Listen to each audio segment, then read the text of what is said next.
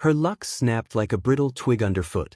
The moment her shin collided with a gnarled root jutting from the forest floor, she knew she was done. No time to curse, no time to brace. She toppled, her body crumpling into a heap of dirt and leaves, the air knocked from her lungs.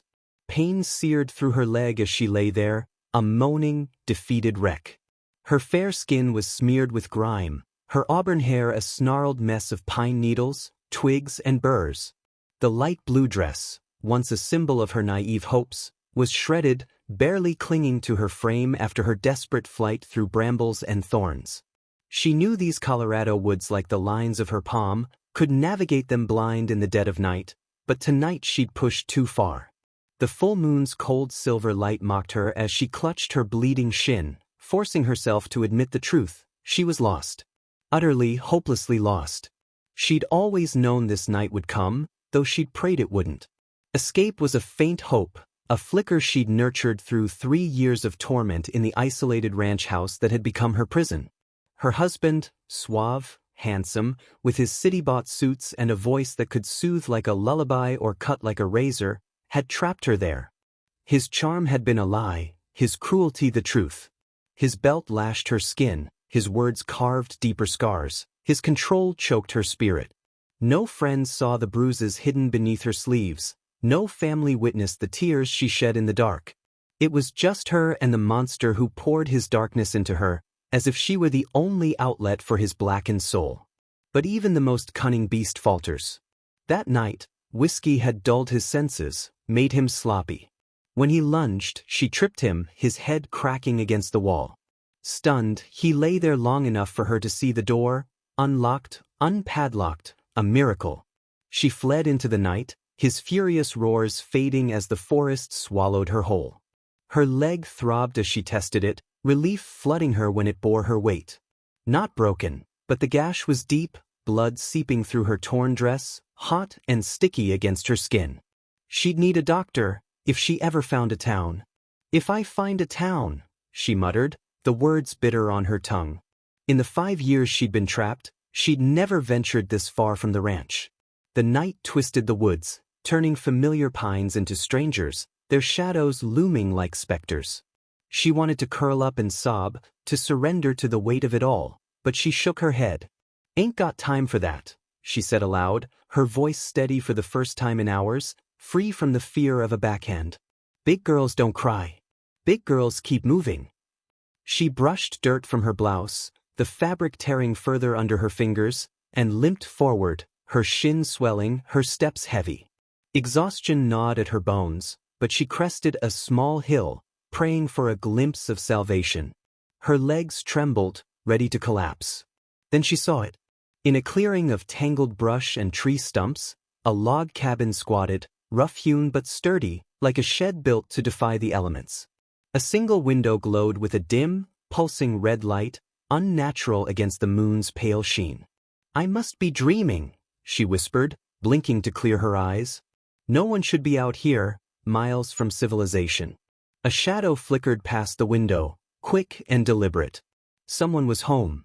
Desperation overrode exhaustion, and she stumbled toward the cabin, tears streaming down her face, words spilling out in a frantic plea. She pounded on the door, its planks solid under her fists, iron hinges glinting in the moonlight. "Is someone there? Please help me." The door swung open without a creak, startling her. She lost her balance, falling backward onto her rear, staring up at the figure in the threshold. The red light was dimmer than she'd thought, casting him in silhouette. He was slight, narrow-shouldered, no taller than her, with hollow cheeks and a hint of stubble. His features were sharp, skin stretched tight over angular bones, giving him a gaunt, almost skeletal look. His hair was short, unkempt, his clothes loose and worn.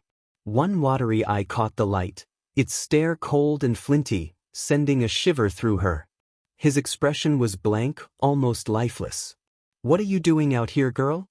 His voice was low, gravelly, like a chain smoker's whisper, its tone unreadable, neither angry nor concerned. "Please," she whimpered, still on the ground. "He'll kill me if he finds me. I don't know where I am." He didn't move, his gaze locked on hers, unblinking. Run along, girl. You're better off without my help. He turned to shut the door. No, wait. She tried to stand, wincing as pain shot through her leg, and reached out. He paused, eyeing her wound, the blood seeping through her dress. His expression softened, just a flicker, before he sighed and swung the door wide. Best get inside, then. Can't have you limping through the woods like that. She scrambled to her feet, hobbling into the cabin and collapsing onto a rough wooden stool he offered. The cabin was sparse, handmade furniture, a small stove, a table, crates, a pile of firewood, and a bed in the far corner.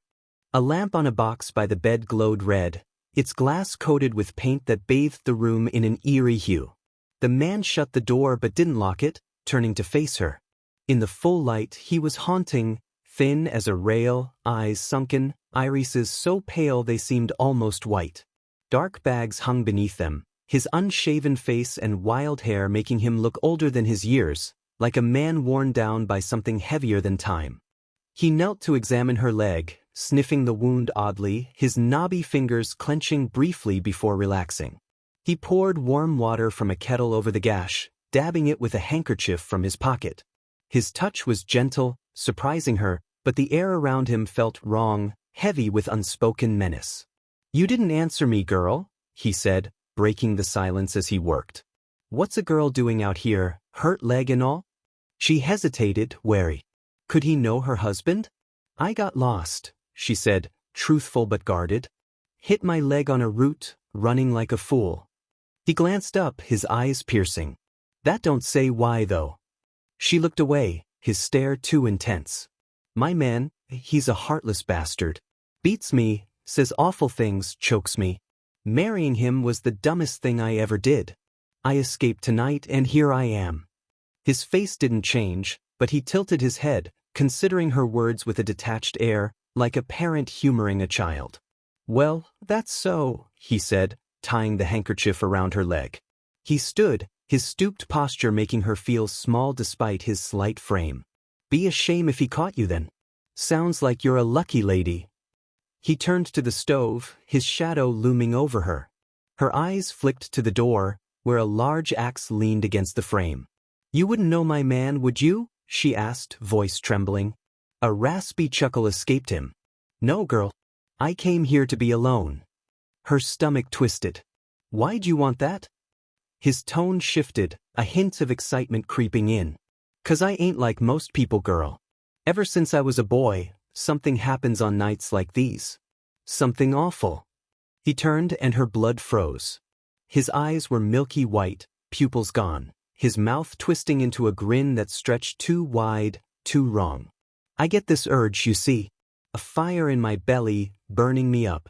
I feel like I'm dying. I gotta get what I need. He stepped closer, his limbs seeming to elongate, his body growing taller. She fell off the stool, backing into a corner, screams trapped in her throat. You ever been so hungry you got coals in your belly? Boiling water in your veins? Molten iron in your skull? His voice rose, feverish as he loomed over her, hands reaching. Ain't no one been that hungry but me. Oh, it hurts. She pressed against the wall, nowhere to run.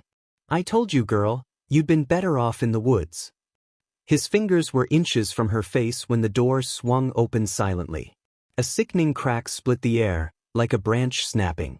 The man's eyes flickered back to normal, shock crossing his face as he groaned and collapsed, an axe buried in his spine. She looked up, relief turning to ice. Her husband stood there, panting, eyes bloodshot from whiskey, sweat gleaming on his face. He was a giant compared to the stranger, his burly frame radiating fury. Nice try, you silly little thing, he sneered, yanking her up by her collar. Gave your man a scare. You know what this means when we get home. She clawed at his grip, kicking his shin, earning a grunt. He backhanded her, stars exploding across her vision as she hit the floor. He towered over her, ready to strike again, when a raspy voice cut through. You know what's worse than feeling hungry? The stranger's hand twitched, then pushed against the floor, his body rising with a crunch of splintering bone. The axe fell from his back, blood pooling. His eyes glowed white, teeth sharp in a scowl. He was taller now, limbs unnaturally long, like a spider on two legs. Before her husband could react, the stranger seized his neck, lifting him effortlessly. Her husband thrashed, choking, his strength useless. The creature glanced at her, a small smile breaking its scowl. "You best be running along, girl." It turned back to her husband, fingers tightening with a crunch. One hand plunged into his chest, ripping through bone and flesh, pulling out a steaming heart. Her husband went limp, dead in an instant. She scrambled to her feet, sprinting from the cabin, laughter bubbling up through her terror. She ran over hills, through trees, around boulders, laughing until tears streamed down her face. The forest gave way to flatlands, then a dirt road, and finally, the lights of a town on the horizon. She stopped, wiping her eyes, and whispered, "Guess the bastard had a heart after all."